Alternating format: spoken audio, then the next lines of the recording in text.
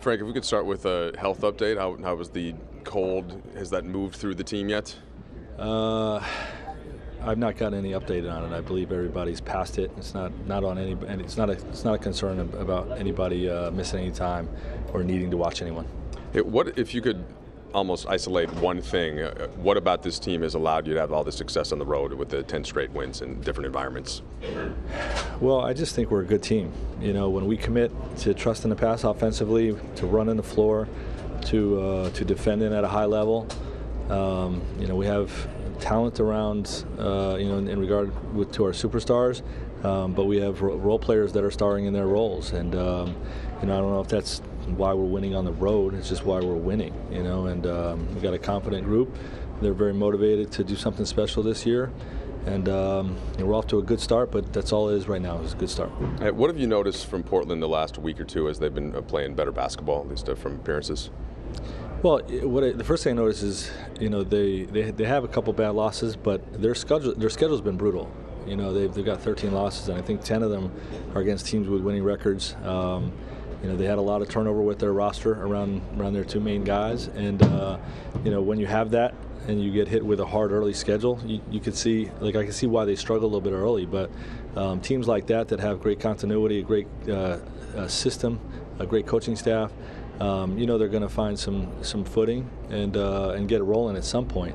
And I do think the addition of Carmelo has sort of changed their energy a little bit. He's come in and played really well for them and given them a big boost. You've been in the league for a while and you've seen stars come and go, and maybe we don't realize, you know, how unique of a situation this is. We're still talking about LeBron James versus Carmelo Anthony in 2019. What do you think about that matchup that's still going? I think it's great. You know, the two of them are friends, and I got to coach both of them in the All-Star game in 2014, I think it was. You know, it's always good to see guys that, you know, that are have such decorated careers, that came into the league together. You know, that have become friends. You know, have an opportunity to compete for a game that matters, and you know, it should be a fun environment. Coming into this road trip, did you look at it as what kind of test did you look at the road trip as a whole as? Well, I didn't really look at this trip per se as much as I did just the month of December. You know, the month of December was just filled with road games against teams with winning records. You know, or teams that were playoff teams last year. And this team was in the conference finals last year, and you know, it seems like we're facing that every night. You know, so it's just a little bit of a litmus test about you know, where we are as a team. We know we had success against teams with lesser records, and you know, we're off to a good start against some of the better teams as well. You talked about the Blazers and their roster turnover. You dealt with that yourself, obviously. Can you detail the challenges that come with getting a team on the same page early with so many new faces? Yeah, it's just you know, rhythm and timing. You know, it takes time. You know, guys got to learn each other. They got to learn what the new coach is asking of them. You know, the new coach has to learn the players' strengths and weaknesses and how the parts fit together.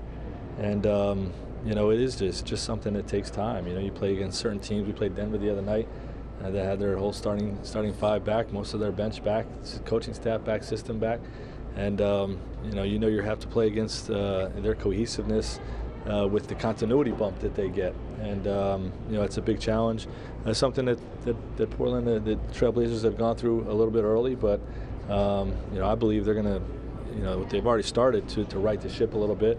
And again, you know, when the season's over, I think they'll be one of the top teams in the West.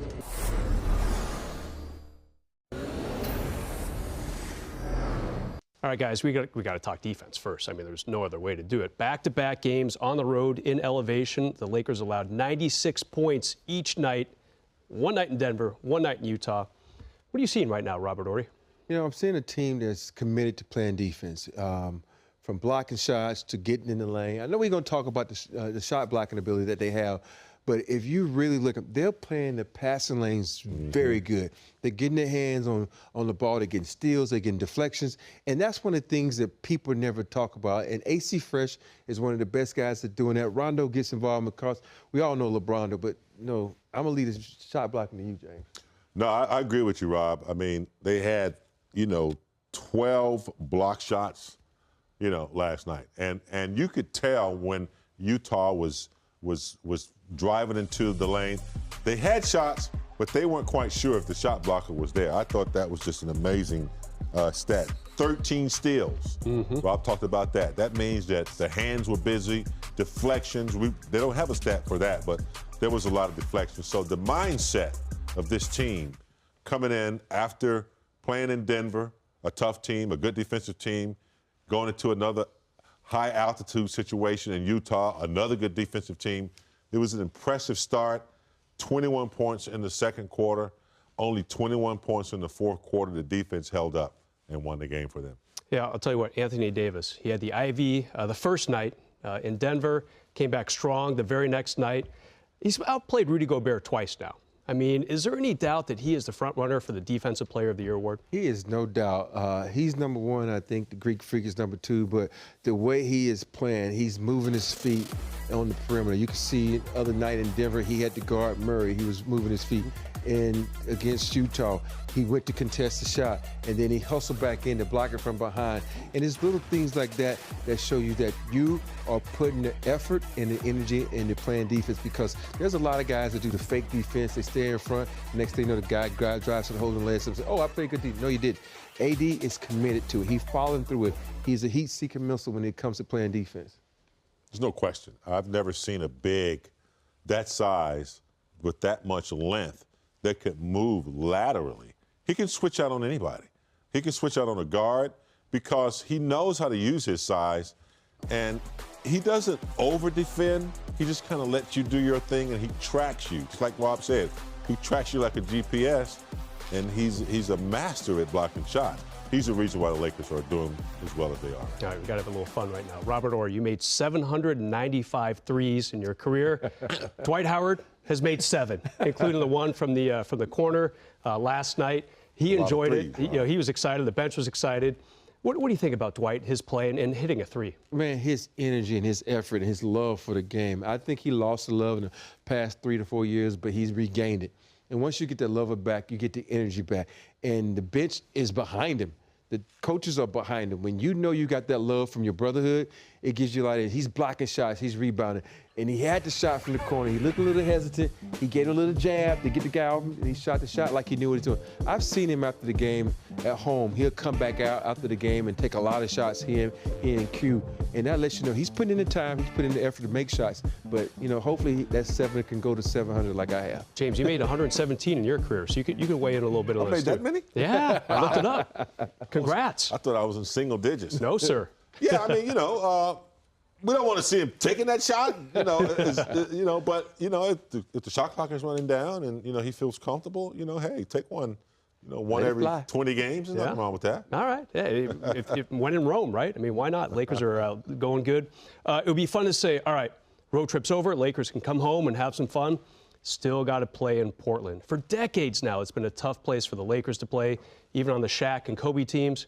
Let me rephrase that, the Shaq and Kobe and Ori teams. They had trouble playing up there. What is it about that place? Even though Portland kind of off to a slow start, you don't want to underestimate the Trailblazers at all. You never know what you're going to get out of that team because they can come with the energy, then sometimes they cannot come with the energy. So it's just going to be a very difficult game to play because most of the guys on the team are Nike guys, so they head to the Nike store. James, they got Carmelo Anthony, too. He's kind of done a little renaissance. And from what I understand, he's adapting pretty well to the team, and it's always been a tough place to play. Even back in the 80s, it puts you to sleep. The sun is never out. So it's dark all the time, it's raining all the time, and it's cold. Sounds like and LA it's these days. just a tough place to play. You can't get your spirits up there. It's depressing.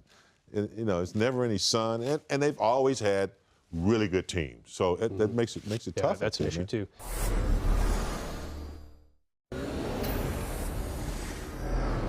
All right, guys, we got to talk defense first. I mean, there's no other way to do it. Back-to-back games on the road in elevation. The Lakers allowed 96 points each night. One night in Denver, one night in Utah. What are you seeing right now, Robert Horry? I'm seeing a team that's committed to playing defense, from blocking shots to getting in the lane. I know we're going to talk about the shot blocking ability that they have, But if you really look, they're playing the passing lanes very good. They're getting their hands on the ball. They're getting steals. They're getting deflections. And